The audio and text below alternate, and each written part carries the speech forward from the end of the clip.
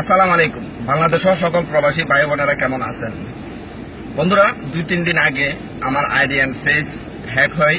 অর্থাৎ আমার একটা ফ্রেন্ডকে আমি আমার জিমেলের পাসওয়ার্ড দিই আমার ইউটিউব চ্যানেলে কোথাও কোনো কপিরাইট ভিডিও আছে কিনা চেকিং করার জন্য। ও আমার সাথে বিশেষ ঘাতকতা করছে। হ্যাঁ, কিছুদিনের মধ্যে আমি ওর মুখোশ উন্মোচন করব। আর ইদানিং দেখতে পাচ্ছি আহসান হাবিব ফিয়ার ভাইকে নিয়ে অনেক বাজে মন্তব্য করছে, অনেকে অনেক পক্ষ নিয়ে কথা বলছে, অনেকে বিপক্ষ নিয়ে কথা বলতেছে। দেখেন, এটা নিয়ে বিভ্রান্ত করার মতো কিছু নেই, কারণ যেহেতু আমরা এখনো বাংলাদেশ পুলিশ থেকে অফিসিয়াল ভাবে কোনো তথ্য পাইনি। তার আগে আমরা বিভিন্ন জায়গা থেকে কিছু ভিডিও 8 সেকেন্ড 7 সেকেন্ড কেটে কেটে আমরা মানুষদেরকে বিভ্রান্ত ছড়াচ্ছি। এগুলো কি ঠিক? যারা ফিয়ার ভাইকে গালি দিচ্ছেন তারা কতটুকু জানেন ফিয়ার ভাই সম্বন্ধে? আমি এ নিয়ে বেশি কিছু বলবো না। এই জন্য আপনারা শুধু ভিডিওটা দেখেন। এই ভিডিওটা আপনারা কি কখনো কোন একটা গরিব মানুষকে, ভিক্ষুককে ফাইয়ে ধরে সালাম করেছেন? তার কপালে কখনো চুমু খেয়েছেন? হ্যাঁ, উনি কি বা কি করতেন? এই ভিডিওটা দেখেন, লাস্টে ওনার একটা ভিডিও দিচ্ছি, এটা দেখেন, তাহলে বুঝতে পারবেন ওনার মতো মানুষ বাংলাদেশে কেউ হতে পারে। আমি স্বীকার করছি, উনি যদি দোষী হয় তাহলে উনি শাস্তি ভোগ করবেন, যেহেতু ওনাকে পুলিশে ধরে নিয়েছেন, অ্যারেস্ট করিয়েছেন, তাই না?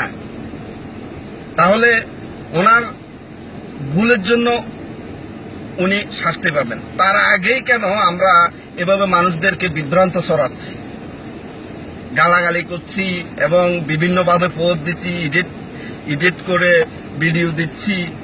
এগুলো কি ঠিক? বিভিন্ন আইডিতে, বিভিন্ন পেজে। আমি জানি না ওনারা এই কাজগুলো কেন করছেন। কি ফেমাস হওয়ার জন্য, হিরোগিরি দেখানোর জন্য? যেহেতু পুলিশে ধরে নিয়েছে, একটা না একটা তো আমরা পাবো, তাই না? উনি যদি দোষ করে থাকেন, শাস্তি অবশ্যই হবে। কিন্তু এখনো পুলিশের কাছ থেকে আমরা অফিসিয়াল ভাবে কিছু জানতে পারিনি। তার আগেই আমরা বিভিন্ন জনে, বিভিন্ন জায়গায়, বিভিন্ন আইডিতে, বিভিন্ন পেজে, বিভিন্ন ভিডিও থেকে এনে খন্ড খন্ড করে কিছু ভিডিও 7 সেকেন্ড 8 সেকেন্ড, পুরো ভিডিও না, এগুলো বিভ্রান্ত ছড়ানোর জন্য। আপনারা প্লিজ বুঝার চেষ্টা করুন। এসব বিভ্রান্ত থেকে আপনারা দূরে থাকবেন আশা করি। আসসালামু আলাইকুম রহমতুল্লাহ। আর ফিয়ার ভাই কি বা কে, আপনারা এই ভিডিওটা দেখে বুঝতে পারবেন। ধন্যবাদ সবাইকে, ধন্যবাদ সকল প্রবাসী ভাইদেরকে। আসসালামু আলাইকুম রহমতুল্লাহ। কি সমস্যা দেখা যায়? আসসালামু আলাইকুম রহমতুল্লাহ বারাকাত। আজকে আর দেশ বা দেশের বাইরে নয়, যে দেখছেন, যারা দেখছেন, এভাবেই রাস্তার ধারে অসহায় মানুষগুলো অবহেলিত, লাঞ্ছিত। কতটুকু টাকা প্রয়োজন আমার জানা নেই, তবে বিশ্বাস সর্বোচ্চ 10,000 টাকা, 20,000 টাকা, 30,000 টাকা, 50,000 টাকা হলে এই ব্যক্তি হয়তো বা আর কষ্ট করে সারাদিন বাইরে এইভাবে রোদের মাঝে পড়ে থাকবে না। যার ঠিকানা আপনার আমার পায়ের নিচে, সিঁড়ির ধারে।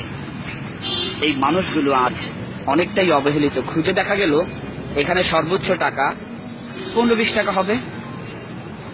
আপনি যখন চা দোকানে বসে বন্ধুদেরকে দেখাতে অথবা সাইনিজে বসে 1000 টাকা খেয়ে ফেলেন, অথবা কোনো হোটেল মেসিয়ারকে 100 টাকা 200 টাকা বকশিশ দিয়ে দেন, তখন আপনার আমার গায়ে লাগে না। কিন্তু যখন আমরা ফকির বা রিক্সার ড্রাইভারের কাছে উঠে 2 টাকার জন্য থাপ্পড় মেরে বসি, কেন? প্রশ্ন আপনার কাছে, প্রশ্ন আপনাদের কাছে। এই প্রশ্নের জবাব আপনাদের কারোরই জানা নেই। তথাপিও চলুন আপনাদের সাথে আজ একটু শেয়ার করি এবং শুনি এখানে আসতে কে, কারা, কেন ওনার এই অবহেলার জীবন। কি হয়েছে আপনার? আসলে বুঝলাম না, শুধু বিদ্বেষ না, বুঝলাম না, বাসা কোথায়? কিছু খাওয়া হয় না, মাথা সামনে। ওদিকে। তো আপনি কতদিন থেকে এখানে? এই মনে করুন 6 মাস হয়েছে। 6 মাস। সর্বোচ্চ আপনাকে, মানে সবচেয়ে বেশি কোনোদিন কত টাকা দিয়েছে? মানে একসাথে একজন, মানে একজন আপনাকে 500, 1000, 2000, না, সর্বোচ্চ টাকা কত দিতে একজন মানুষ? 10 টাকা। 10 টাকা। শ্রোতা মণ্ডলী, এনাদের টাকা সর্বোচ্চ 10 টাকা। আর আমরা রাস্তার ধারে অবহেলিতভাবে এই মানুষগুলোকে দেখলে অনেক সময় থুতু ছিটাই, অথবা কখনো কখনো ওরা চাইলে বা পাও চেপে ধরলে ধাক্কা দিয়ে ফেলে দেই। ভাবেন না উনি আপনার বাবা, ওনার পেট থেকে জন্ম আমার আপনার, তাহলে ওনাদের এই পৃথিবীতে থাকার কি মানে? যাই হোক, বেশি সময় আপনাদের সাথে থাকবো না। আমরা এইচপি টিভির ক্যামেরায়, আমরাও সীমিত পরিসরে আমরা সমাজের মাঝে এগিয়ে যেতে চাই। আজকে আমরা এইচপি টিভির ক্যামেরায়, উনি সর্বোচ্চ একসাথে একজন ব্যক্তি 10 টাকার উপরে দেয় নাই। আমরা আপনারা যে যেখান থেকে অংশগ্রহণ করেছেন, আমরা এইচপি টিভির ক্যামেরায় আজ ওনাকে 500 টাকা দিচ্ছি। যে টাকাটা আপাতত ওনার ডাক্তার দেখানোর জন্য 2 মিনিট হয়তো বা চলে যাবে। ইনশাল্লাহ আমরা অল টাইম এদের পাশে দাঁড়াবো। একা সম্ভব নয় সারা পৃথিবীতে দাঁড়ানো, তবু একজন করে যদি এসে যায় 1000 জন ব্যক্তি ভালো থাকবে। এই প্রত্যাশায় আজকের মতো বিদায় নিচ্ছি।